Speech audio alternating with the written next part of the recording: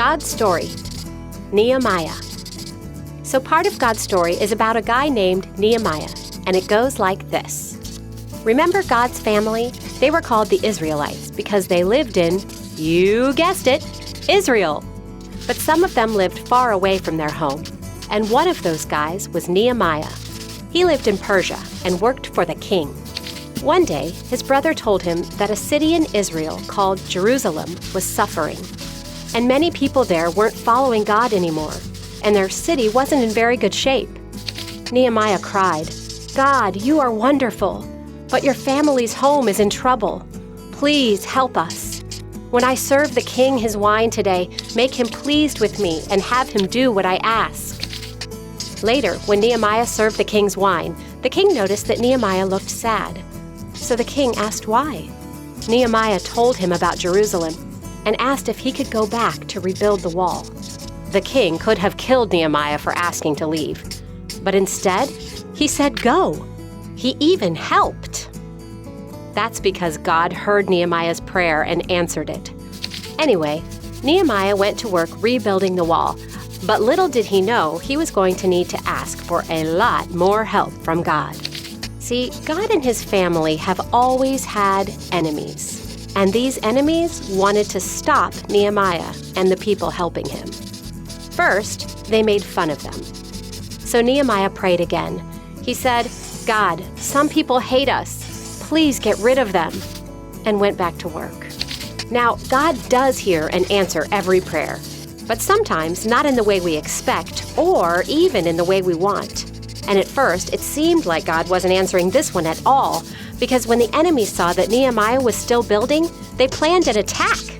But Nehemiah trusted that God heard his prayer even if it didn't feel like it. And God did!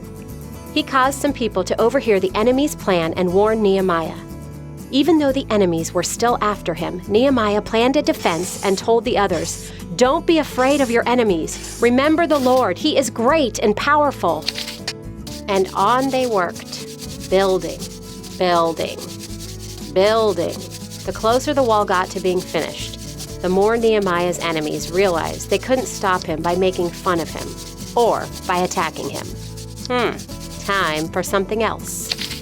They tried everything. They sent messages to get Nehemiah to leave the wall and meet them. He wouldn't. They hoped Nehemiah's hands would get weak, but Nehemiah had asked God to make his hands stronger. They even paid a priest to ask Nehemiah to leave the wall and come to the temple. But Nehemiah trusted God more than anyone else, even the priest, and he refused to stop doing the job God had given him. Kids, are you willing to listen to God and obey him, no matter what? Well, finally, the wall was done. God's family got to go home again, and Nehemiah's enemies found that nothing stops God's plans. The Israelites celebrated and praised God, and as they praised, they realized how much their sins had hurt God, and they felt terrible. They told God they were sorry and thanked him for helping them. Then they made a brand new promise to follow him, and Jerusalem was once again a safe place where people honored God. And that's the story of Nehemiah. But just so you know, there's another story where God fixes something that's broken. See, one day, God would send a very special rescuer, not to save a wall, but to save the world. He made it possible for not just Israelites, but everyone in the whole world to confess their sin to God, thank him for his rescue, and follow him. And just like that old wall was made new back then, our old lives can be made new right now, because Jesus has rescued us. And that's a part of God's story.